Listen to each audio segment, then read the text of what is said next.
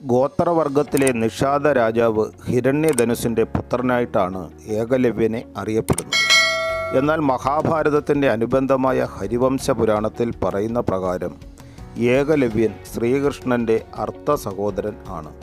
ശ്രീകൃഷ്ണ പിതാവ് വസുദേവർക്ക് ദേവസ്രവസ് എന്നൊരു സഹോദരൻ ഉണ്ടായിരുന്നു. ദേവസ്രവസിന് ഒരു കുട്ടി ജനിക്കുന്നു. ശത്രുഘ്നൻ എന്ന് പേരിട്ട ഈ കുട്ടി കാട്ടിൽ ഉപേക്ഷിക്കപ്പെട്ടു. കാട്ടിൽ ഉപേക്ഷിക്കപ്പെട്ട ഈ കുട്ടിയെ ഹിരണ്യധനുസ് എടുത്ത് വളർത്തി. ഈ ബാലനാണ് ഏകലവ്യനായി വളർന്നത്. കുട്ടിക്കാലത്ത് തന്നെ തൻ്റെ ജന്മവാസന കൊണ്ട് ഒരു ധനുർധാരിയാകാൻ ആ ഏകലവ്യൻ ആഗ്രഹിച്ചു. അതിനു പറ്റിയ ഗുരുവിനെ അന്വേഷിച്ച അദ്ദേഹം ദ്രോണരെ സമീപിച്ച് തന്നെ ശിഷ്യനായി അംഗീകരിക്കണമെന്ന് അപേക്ഷിച്ചു. എന്നാൽ ഏകലവ്യൻ നിഷാദനായതുകൊണ്ട് ശിഷ്യത്വം നിഷേധിച്ച് ദ്രോണർ മടക്കി അയച്ചു. ഗുരുഭക്തനായ ഏകലവ്യൻ ദ്രോണരുടെ പ്രതിമയുണ്ടാക്കി. പ്രതിമയെ നിത്യവും പൂജിച്ച് ഇക്ഷോ എന്നറിയപ്പെടുന്ന കട്ടിയും മൂർച്ചയുള്ളതുമായ ഒരുതരം പുല്ലുകൊണ്ട് ശരമുണ്ടാക്കി സ്വയം പരിശീലിച്ചു. സമർത്ഥനായ ഒരു വില്ലാളിയായി തീരാൻ ഏകലവ്യന് അധികകാലം വേണ്ടി വന്നില്ല. ഒരിക്കൽ പാണ്ഡവ കൗരവ കുമാരന്മാർ കാട്ടിൽ നായാട്ടിന് പോയപ്പോൾ അവരുടെ വേട്ടനായ കുരച്ചുകൊണ്ട് കാട്ടിൽ ഓടി നടന്നു. കാട്ടിനുള്ളിൽ അസ്ത്രപരിശീലനം നടത്തുന്ന ഏകലവ്യനെ കണ്ട് കുരച്ച നായയുടെ വായിലേക്ക് 7 ശരങ്ങളയച്ച് നായയുടെ വായ തുന്നിക്കെട്ടി ഏകലവ്യൻ. വായ മൂടിക്കെട്ടിയ നായ കരഞ്ഞുകൊണ്ട് പാണ്ഡവ കൗരവ കുമാരന്മാർക്ക് അരികിലെത്തി. നായയെ കണ്ട അവർ അത്ഭുതപ്പെട്ടു. സാമർഥ്യമുള്ള ഒരു വില്ലാളിക്ക് മാത്രമേ ഇത്തരം പ്രവൃത്തി സാധ്യമാവുകയുള്ളൂ. അർജുനന് അത്ഭുതവും ഒപ്പം ദുഃഖവും തോന്നി. തന്നേക്കാൾ മികച്ച വില്ലാളി വേറെയില്ല എന്ന ധാരണയ്ക്ക് തിരിച്ചടി കിട്ടിയതായി അർജുനന് തോന്നി. തന്നേക്കാൾ മികച്ച ആ വില്ലാളിയെ കണ്ടെത്താൻ അർജുനൻ തീരുമാനിച്ചു. അന്വേഷണത്തിനൊടുവിൽ അവർ ഏകലവ്യനെ കണ്ടെത്തി.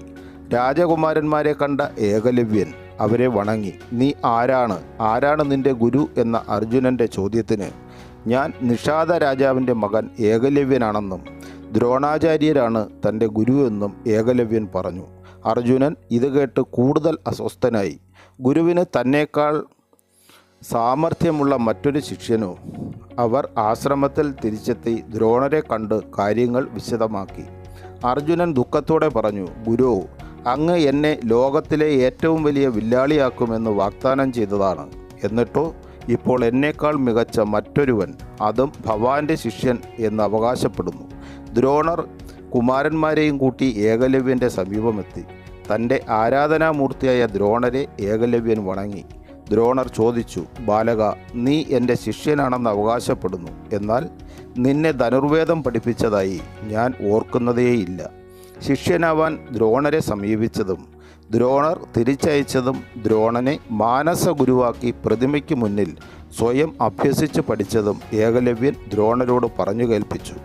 ഏകലവ്യനോട് പെരുവിരൽ ഗുരുദക്ഷിണയായി ആവശ്യപ്പെട്ട ദ്രോണർക്ക് ഏകലവ്യൻ ഒരു ശങ്കയും കൂടാതെ പെരുവിരൽ മുറിച്ച് കാൽക്കൽ വെച്ച് വണങ്ങി.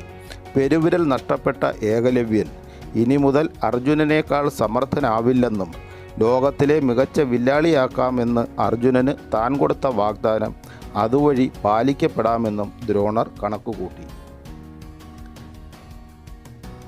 ശ്രീകൃഷ്ണ പിതാവ് വസുദേവരുടെ സഹോദരൻ ദേവസ്രവസിൻ്റെ പുത്രനാണ് യഥാർത്ഥത്തിൽ ഏകലവ്യൻ എന്ന് ആരംഭത്തിൽ പറഞ്ഞിരുന്നു.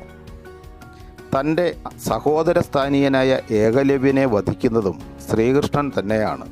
ആ കഥ ഇങ്ങനെയാണ്. ശ്രീകൃഷ്ണൻ്റെ ബദ്ധവൈരിയായിരുന്നു ജരാസന്ധൻ. ഏകലവ്യൻ ജരാസന്ധനെയായിരുന്നു പിന്തുണച്ചിരുന്നത്. കൗരവപക്ഷക്കാരനായിരുന്നു ജരാസന്ധൻ എങ്കിലും ശ്രീകൃഷ്ണനോടുള്ള ജരാസന്ധൻ്റെ ശത്രുതയ്ക്ക് കാരണം മറ്റൊന്നായിരുന്നു. ജരാസന്ധന് 2 പുത്രിമാർ ഉണ്ടായിരുന്നു, അസ്ഥിതിയും പ്രാപ്തിയും. ഇവരെ വിവാഹം കഴിച്ചത് കംസനാണ്. കംസനെ ശ്രീകൃഷ്ണനാണ് വധിച്ചത്. അന്നു മുതൽക്കാണ് കൃഷ്ണനോട് ജരാസന്ധന് ശത്രുത ഉണ്ടാവുന്നത്. ജരാസന്ധനെ പിന്തുണച്ചിരുന്ന ഏകലവ്യൻ ഒരിക്കൽ ശ്രീകൃഷ്ണനെ ദ്വന്ദ്വയുദ്ധത്തിന് വെല്ലുവിളിച്ചു. ആ യുദ്ധത്തിൽ വെച്ച് ശ്രീകൃഷ്ണൻ ഏകലവ്യനെ വധിച്ചു. എന്നാൽ ഏകലവ്യൻ ശ്രീകൃഷ്ണൻ്റെ അനുഗ്രഹത്താൽ പുനർജനിച്ചു എന്ന് പറയുന്നു. പാഞ്ചാല രാജാവ് ദ്രുപദൻ്റെ പുത്രനായി അഗ്നിയിൽ നിന്ന് ദൃഷ്ടദ്യുമ്നൻ ആയി പുനർജനിച്ചത് ഏകലവ്യനാണ് എന്നാണ് പറയപ്പെടുന്നത്.